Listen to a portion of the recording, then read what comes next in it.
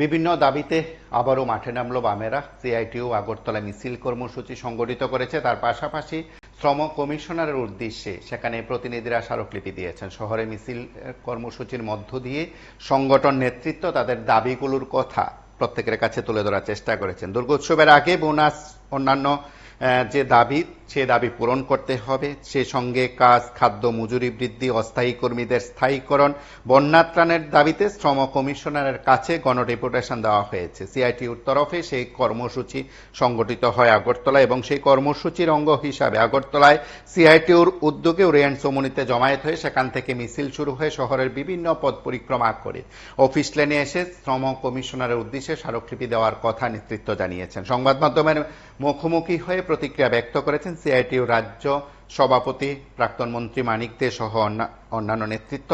সেই মিছিল শহর পরিক্রমার মধ্য দিয়ে তাদের যে দাবি, তাদের যে বক্তব্য, সেই বক্তব্য তুলে ধরা হয়েছে। বিভিন্ন পেশায় থাকা কর্মীদের, কর্মচারীদের, অস্থায়ীদের সেখানে বিভিন্ন সুযোগ সুবিধা দেওয়া, বোনাস সহ অন্যান্য সুযোগ সুবিধা দেওয়ার ক্ষেত্রে ইতিমধ্যে সিআইটিইউর বিভিন্ন সংগঠন, সিআইটিইউর অনুমোদিত বিভিন্ন সংগঠন হয় ডেপুটেশন দিয়েছেন নতুবা মিছিল কর্মসূচি সংগঠিত করেছে। সেদিক থেকে আজ সিআইটিইউর তরফে এই কর্মসূচি থেকে কি বার্তা নেতৃত্বের আমরা একবার শুনবো। আমাদের মিছিল আজকে যেটা করা হচ্ছে, দুর্গাপূজা এসে গেছে। রাজ্যের অধিকাংশ জায়গায় বোনাস যারা পায়, বোনাসের আইন, এটা কিন্তু আইন অনুযায়ী তারা বোনাস পায়নি। এক্সগ্রেসিয়া যারা পায় সেটাও পায়নি। কিছু শ্রম দপ্তরে মিটিং হয়েছে কিন্তু অনেক ক্ষেত্রে ফয়সালা হয়নি। কিন্তু একটা ক্ষেত্রে ফয়সালা হয়েছে। ফয়সালা হওয়ার পরও তদারকির অভাবে এবং এক্সগ্রেসিয়া এবং বোনাস থেকে বঞ্চিত হয়। রাজ্য সরকার যেটা ঘোষণা করেছে এক্সগ্রেসিয়া, এটা কিচ্ছুই না।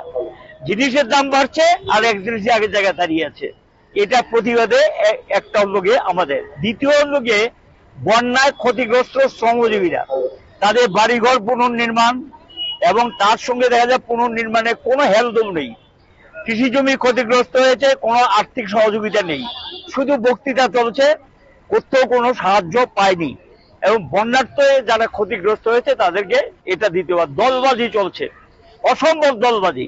যারা বামপন্থী মনোভাবাপন্ন তারা ক্ষতিগ্রস্ত, কিন্তু তাদেরকে অর্থ বা টাকা পয়সা দিচ্ছে না এবং সেখানে তারা ক্ষতিপূরণ পাচ্ছে না। তারপর এদিকে দেখা যাচ্ছে যারা বন্যায় শেষ হয়ে গেছে তাদের উপরে জোর জুলুম চলছে অর্থ আদায় করার জন্য। অর্থ মানে বন্ধন ব্যাংক এই জাতীয় যারা আছে এবং ব্যাংকগুলো ঋণ আদায় করার জন্য চেষ্টা করছে। আমরা বলছি ঋণ আদায় স্থগিত রাখতে হবে। তৃতীয় যেটা, সমক্ষেত্রে মহিলাদের উপর নির্যাতন চলছে, তাদের সম্মান মর্যাদা হানি হচ্ছে এবং সেই মর্যাদা পাচ্ছে না। নারী নির্যাতন বেড়ে গেছে। এটার বিরুদ্ধে আমরা পরিষ্কারভাবে বলছি যে এটা চলবে না এবং এটা বন্ধ করতে হবে এবং শ্রমিকদের উপরে অত্যাচার বন্ধ করতে হবে।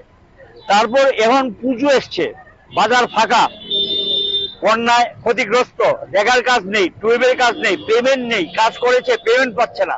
রেগার টুয়েবের কাজ যাতে দেওয়া হয় এটাও আমরা দাবিতে রেখেছি এবং এটার সঙ্গে দাবিতে এসছে রেগার টুয়েবের কাজের পাশাপাশি যেটা আমরা বলেছি যে মজুরি অনেক দিন ধরে পুনর্নির্ধারণ হচ্ছে না।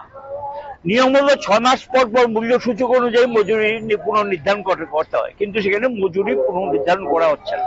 আমরা বলছি মজুরি পুনর্নির্ধারণ করতে হবে, এভাবে চলবে না। মজুরি পুনর্নির্ধারণের সমস্ত ব্যবস্থা করতে হবে। এই দাবি আমরা সরকারের কাছে আজকে জানাবো। শ্রম দপ্তরকে সক্রিয় ভূমিকা নিতে হবে। ঘুমিয়ে আছে, কোনো হেলদোল নেই। রাজ্য সরকার ঘুমিয়ে আছে, শ্রম দপ্তর ঘুমিয়ে আছে। তার সঙ্গে আছে আইন শৃঙ্খলার চরম অবনতি, খুন খারাপি চলছে, নারী নির্যাতন চলছে, টাকা আদায়ের জুলুম চলছে, মোটর স্ট্যান্ডগুলোতে সিরিয়াস অবস্থা। মানে সেখানে চাঁদার জুলুম, তাদেরকে তোলাবাজি, এটা বেড়ে গেছে, অস্বাভাবিক বেড়ে গেছে তোলাবাজি। আমরা বলবো এটা অবিলম্বে বন্ধ করা হোক। এমনি তাদের কাজ নেই, খাদ্য নেই, তার মধ্যে তোলাবাজি, বেতনের অংশ নিয়ে নিচ্ছে, তোলাবাজি দিতে হবে এবং যা পায় মজুরি তার অংশ নিচ্ছে।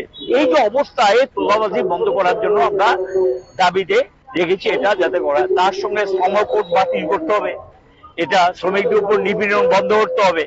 এগুলো দাবির মধ্যে আছে। এই দাবিগুলো নিয়েই আমরা সরকারের কাছে আজকে দাবি নিয়ে আমরা যাচ্ছি এবং আমরা বলবো যাতে রেখে যায়। আর চা বাগানে বরাবর 20% বোনাস পায়, এখন পর্যন্ত এগ্রিমেন্ট হয়নি।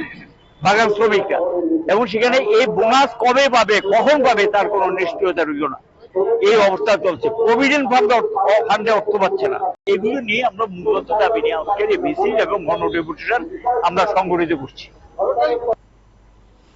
আপনারা শুনলেন আগরতলার কর্মসূচি থেকে কি বার্তা নেতৃত্বের। আপনারা অবশ্যই জানেন যে এই সময়ের মধ্যে একাধিক দাবিতে সিপিআইএম তথা বিভিন্ন সংগঠনগুলো কর্মসূচি সংগঠিত করছে, তার পাশাপাশি শ্রম কমিশনার দৃষ্টি আকর্ষণ করছে। আগরতলার দৃশ্য আপনারা দেখছেন, সঙ্গে থাকুন, দেখতে থাকুন PB24।